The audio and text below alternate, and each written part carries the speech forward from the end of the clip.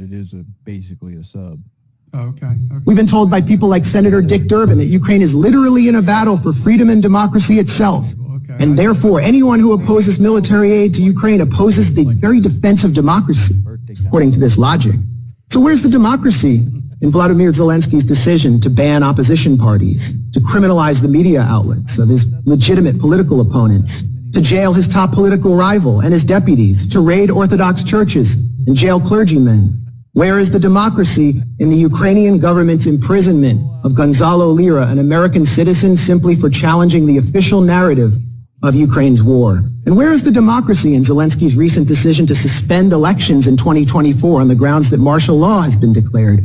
The answer is that Ukrainian democracy is harder to find these days than that country's commander-in-chief, Valery Zaluzhny.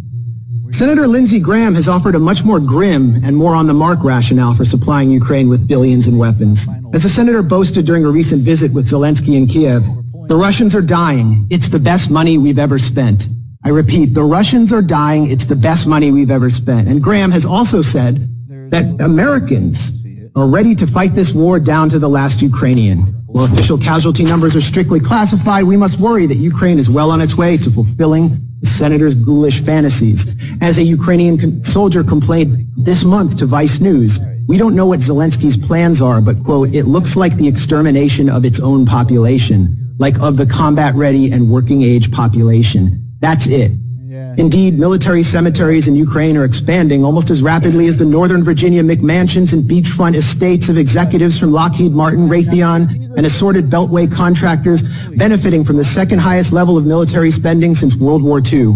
These are the real winners of the Ukraine proxy war. Not average Ukrainians or Americans or Russians. The winners, or Europeans for that matter, the winners are people like Secretary of State Tony Blinken, who spent his time between the Obama and Biden administrations launching a consulting firm called West Exec Advisors, which secured lucrative government contracts for intelligence firms in the arms industry. Blinken's former partners at West Exec include Director of National Intelligence Avril Haines, CIA Deputy Director David Cohen, former White House Press Secretary Jen Psaki, and almost a dozen current and former members of Biden's national security team. Defense Secretary Lloyd Austin for his part as a former and possibly future board member of Raytheon, and an ex-partner of Pine Island Capital Investment, which collaborates with West Exec and which Blinken himself has advised. Meanwhile, the current U.S. ambassador to this body, the UN, Linda Thomas Greenfield, is listed as a senior counsel at the Albright Stonebridge Group, a self-described commercial diplomacy firm that also finesses government contracts for the intelligence and arms sector,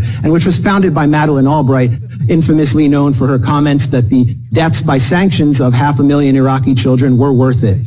So while military-age Ukrainian men are ripped off the streets by military police and sent to the front lines, the financially and politically connected architects of this proxy war are planning to walk through the revolving door to reap unimaginable profits once their time in the Biden administration is over. For them, a negotiated settlement to this territorial dispute means an end to the cash cow of close to $150 billion in U.S. aid to Ukraine.